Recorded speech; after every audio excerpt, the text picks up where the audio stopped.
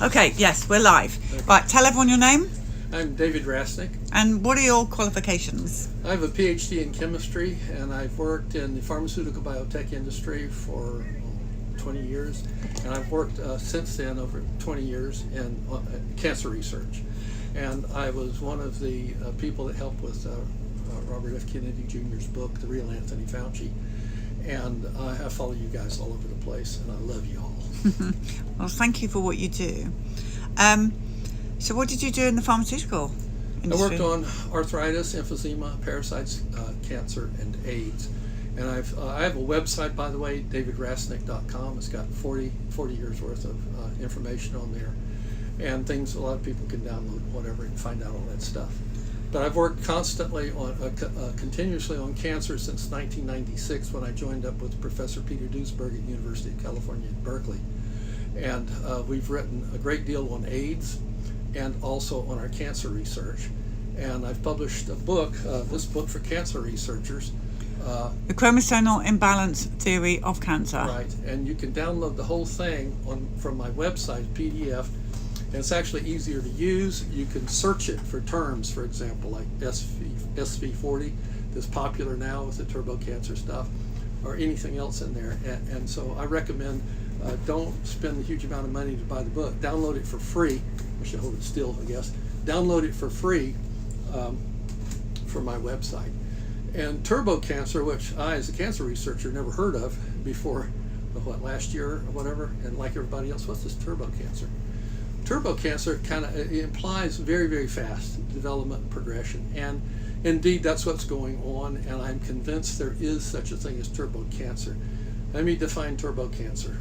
Normal cancers prior to a couple of years ago, for as long as we've known about cancers, are slow. It takes to develop.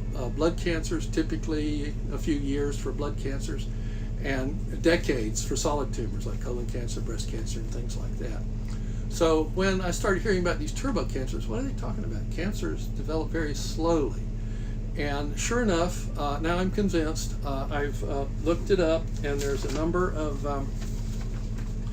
researchers. Where should I hold this? You just talk to me. Okay, just talk to you. Yeah, that Dr. Ryan Cole, he has been talking about the COVID vax causes turbo. He's insistent that it does, and I think he's right. I agree with him. Cancers by Dr. Harvey Risch, he's an epidemiologist, and Dr. Frank Yap and others, and I'll be happy to provide that information if people want to contact me. And rapidly developing cancers are not new, but the only place they ever existed historically prior to a couple of years ago were in laboratory animals, where the quickest sort of generation of cancer cells, though, is not even in animals, it's in cell culture, where you take cells and then you culture them in a petri dish or something, and they either spontaneously can transform, that's what the word, turning from normal cells into cancer cells, but typically what are used are carcinogens or some viruses. For example, SV40 for simian virus 40, which has been used, Lord, since the 50s, I guess it was. And that was a way to generate really rapid cancer and progression of cancer cells in the laboratory. And then they went on to do the same thing, but in animals, like mice, and preferably what's called the nude mice, or the immune deficient animals, where, by the way, that's about the only way that you can really generate or have viruses cause cancer in an animal, is if they're immune compromised in some way or deficient. For example, the nude mice. It's very difficult to generate cancers in normal, certainly humans, instantly or rapidly. That's been going up over the decades, the increased number of cancers in the world, principally in the developed world, because of carcinogens. The prevalence of carcinogens have gone up drastically since the Industrial Revolution, and it's accelerating now. So we have, I think, we have cancer, heart attack. Heart attacks are the number one cause of death in the United States. Cancer is number two, and medical interventions is number third cause of death in the United States. And these things are going up and accelerating. Now that's the incidence is going up, but the turbo cancer thing, which is new, is that instead of taking decades for the cancers to develop all the way from nowhere to stage 3 and stage 4, which are lethal cancers, we're seeing this happen now in the order of months. And in young people, like in their 20s, and they get really, when it develops, they get late stage cancer and they're dead really, really quickly. That is new. The only time we have ever seen this rapid, or so-called turbo, that's what they call it now, we just call it accelerated cancer in the animals or things, because they were immune deficient by design. Now what we're doing, I think the simplest, best explanation, and I'm convinced the true explanation of what's behind turbo cancer, is that these injections, these nucleoside, these mRNA and DNA vaccines, these genetic injections, they're not vaccines, these genetic injections are devastating the immune system. We know that's happening already, but now we're seeing a consequence of that devastated immune system. It's an acceleration of tumors that were probably already in you to begin with, were benign, probably go away on their own. You'd never know you had it. But once your immune system is really depressed, now these things can develop rapidly. And we know that in animals. We've caused it in animals, for decades. I personally didn't. I didn't work with the poor things. I was just in a regular laboratory as a chemist. But so now we're doing it in people. We're basically doing to human beings what we did to laboratory animals. We're destroying their immune systems to the point where they can't resist the cancer, and the cancer cells are now growing like they are in cell culture. They don't have anything impeding their ability to proliferate. And that in a nutshell is what turbo cancer is. Now, I'm not finished. I'm just in the midst of my investigation of turbo cancer because it hadn't been around long enough, and I want to get as much information that I can so that when I talk to other scientists, we can really drill down and answer each other's questions in an intelligent way. So I'll let you ask some questions. Well, yeah, I just want to know, have we ever done a study, vax unvaxxed, of cancer? So, because as I've travelled around over since 2016 on this bus and another, right, I can't find cancer in the vaccine free yet. Yes, in fact, there's Danny Rancourt in, I think he's in Canada. Danny, forgive me if I got you wrong where you live. But he's doing some extraordinary studies on cancers all over the world and of different types. And he's looking, and I talked to him just, I guess it was yesterday, or a couple of days ago. And he's going to be doing the turbo cancer, the same analysis, injected, non-injected, like he's done with all these other sorts of things. But the thing of it is that you don't even need to do that, but it needs to be done, but because we want to make it as solid as possible. The thing is that there is no history.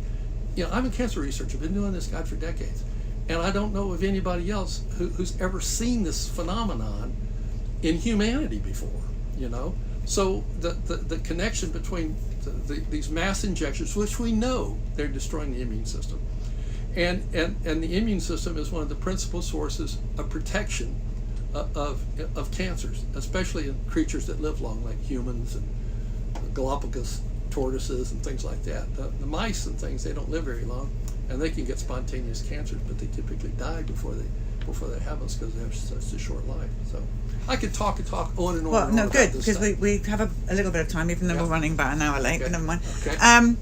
So here's another question for you. So there's a lot of rare blood cancer around at the moment that we didn't really hear about. A lot of people with rare blood cancer, including my mother. So they have an AstraZeneca or Johnson & Johnson, not just mRNA. Everybody's obsessed with mRNA, but we're seeing injury in non-mRNA shots. So the doctors are all saying to these people with rare blood cancer, you had it anyway, so it's nothing to do with the shot. So did they have it anyway? I know you may not be able to answer this. I know the point you're making. Yeah, did they have Yes. it anyway and the shot just made it worse? Or was there nothing there and the Yeah. shot, what was the deal there? Okay, I think there's two things. I actually prepared to talk about this. I'm glad you asked the question. Typically, we all have cancers in us, cancer cells.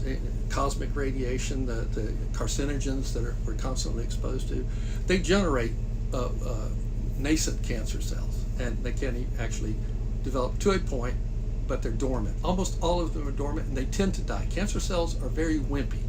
They cannot compete effectively with normal healthy tissues and organs. Almost always go away anyway. Your immune system says, well, I should say this, I'm talking too fast to understand. The cancer cells, one thing they all have in common, they have an abnormally high number of chromosomes that normal cells do not. Normal cells, humans, we have 46 chromosomes. Cancer cells typically have between 60 and 90 chromosomes, and they're always changing.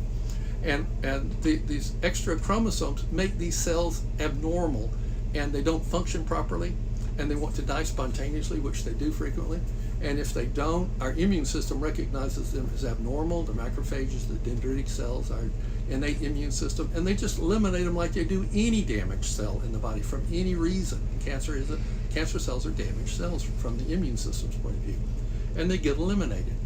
Now, the thing that when I first heard about this turbo cancer is a lot of people think, oh, it causes cancer. I'm convinced they can cause cancer.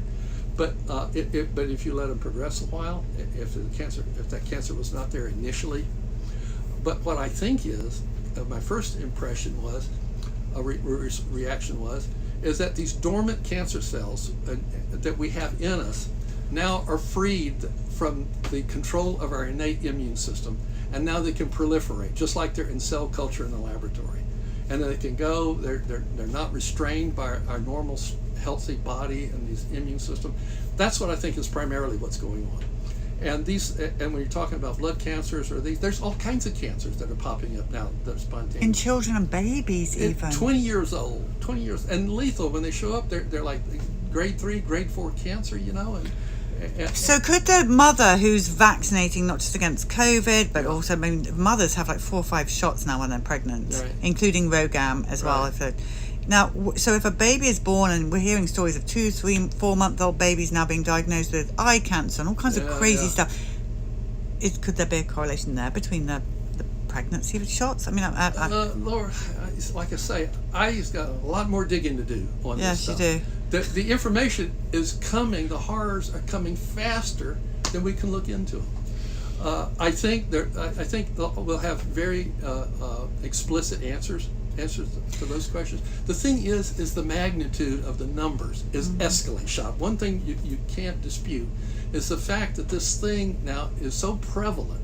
The only thing that you can correlate it with is what's happened over the past 2 or 3 years of such magnitude, and that's basically probably all these shots may do this to some extent or another, but not like the massive billions of doses of these nucleic acid or these genetic, the mRNA and the DNA vaccines that they're using. I mean, the sheer scale. Think of it, cancers in general are escalating primarily because of the increased prevalence of carcinogens.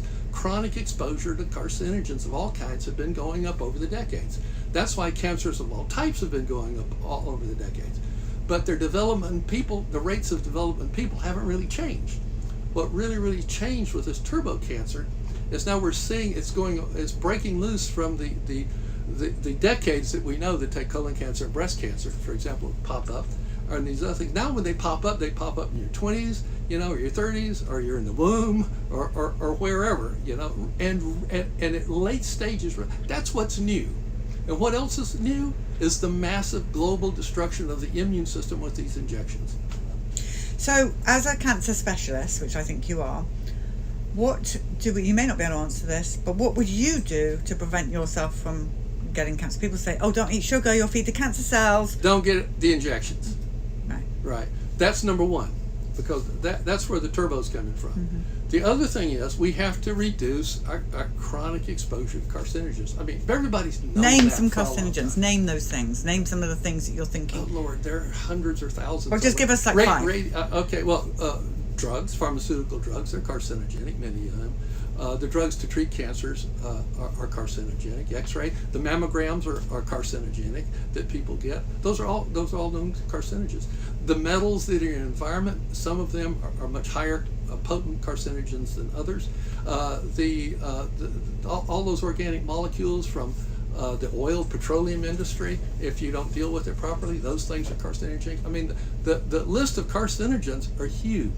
The thing is the prevalence that we're exposed to, though, just keeps going up. We're very, very, as a species, humans and other we're very able to take care of low doses of cancer cells. Our body wipes them out, you never even know it. The problem is, it's like cigarette smoking. You know, this stuff, the tar and everything in the cigarettes. You know, you get that with a chronic dose of the cigarette smoke. You know, you're being exposed to carcinogens. Now, the vast majority of lung cancer and throat cancers and things of that nature were people that smoked for decades. All right, 2 decades or so of cigarettes. But the vast majority of people that smoke don't get either. They might get emphysema or something like that. So that shows you that even though a huge population of people that smoke cigarettes, only a small fraction of them actually develop these cancers. But those cancers are almost totally due to those carcinogens of cigarettes and things. That's true of all the different types of carcinogens, the ones you're exposed to. Some of the early days when they had the chimney sweeps, the little kids that they put down for other people through the chimney, and have all those tars and carcinogens that are in those chimneys, and the kids would get exposed to this and other people would, and they would come down with cancer. This was one of the earliest correlations between carcinogens and cancer when they had these chimney sweeps coming up with these cancers. And all cancers are caused by carcinogens. What is a carcinogen? Carcinogens are anything that unbalance the chromosomes in the cells, and that damages cells, and almost always those cells die spontaneously and they go away, and you're all right. And if they don't, your immune system recognizes them as damaged and it eliminates them and gets rid of it. So there's 2 things we have to do to really reduce cancers. One, immediately people have to stop taking these injections because they truly are causing turbo cancer. All right. The second thing we have to do is reduce our chronic exposure to carcinogens. Now that's not going to be so easy to do because that's going to take a huge amount of effort. But as individuals, we can stop taking the injections. But in terms of getting rid of the exposure to other carcinogens in the environment, that's going to take a lot more effort. So I presume as an expert in all of this, how do you live? What's a day in the life like for you? I want to copy you. Because you know what you're doing. I don't go to doctors. I don't take injections. I'm just an ornery individualist. And food? Oh yeah, food. Yeah, we eat very, very well. Organic stuff. I'm the cook. So you cook from scratch. These things are important. People need to know this because. Really, it's like I say, live like your grandmother did, like my grandmother did. I'm a lot older than you guys, but they had pretty healthy lives. You know, if you stayed away, you had good diets, home. We even have a nice big garden and things like that. Live the way human beings have lived for generations, for centuries. You know, as long as they had enough food, enough clean water, and things like that. That's what you do. I mean, our species wouldn't have been around for, I don't know, 500,000 years or whatever. I don't know how long we've been around. Without physicians, without hospitals, we came a long way. And now all of a sudden, all of our fancy technology and our healthcare systems are killing us. Okay, so here's a question. I don't know if you want to answer this or not. So hypothetically, if you had cancer, would you have chemo? No, absolutely not. 0. Chemotherapy is carcinogenic. Let me tell you something. I've written a book. I already showed you this. Yeah, and we're going to get your book. You can get there's studies that were done in the United States and in Britain. I don't know, 10, 15 years, 20 years ago. I forget what it was, where they had surveys of oncologists and I guess cancer surgeons. It was oncologists mostly, I think it was. And they asked them, would they take the chemotherapy or the treatments that they administer to strangers or allow a family member? Something like from 75 to 85% of the oncologists said they would not take it, would not allow a family member to take it, because they know what it does. Everybody who I've ever talked to about who had chemo or these radiations, everyone I've talked to regrets that they did it. They're dead. Yeah, the ones that were still alive. Right.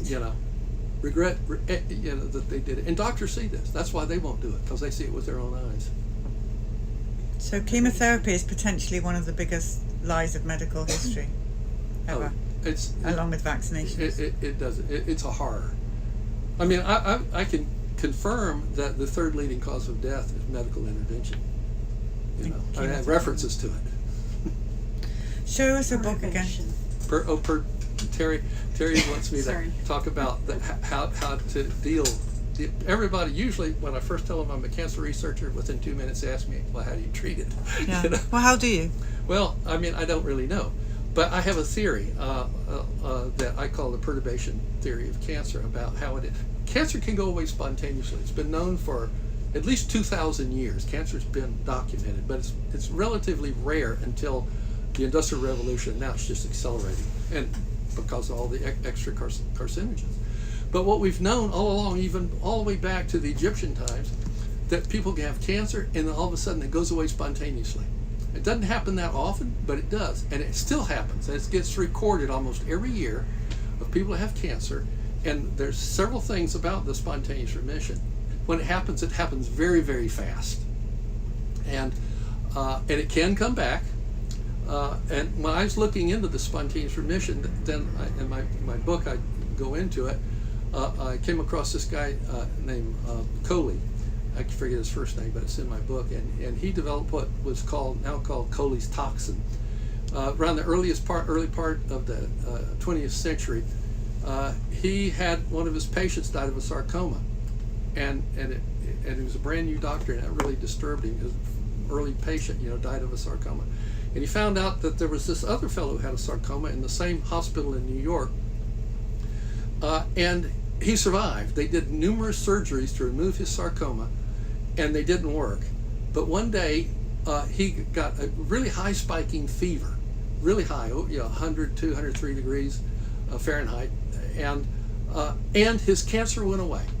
It went away, and it goes away virtually completely and very, very rapidly. And Coley tracked this guy down, and he found after some years the guy was still alive. He had the scars from the surgery where they removed it, but he was still alive. And he recognized that it happened right after that high spiking fever. And other people have been documented throughout history that fever is preceding fever. A high spiking fever eliminated cancers.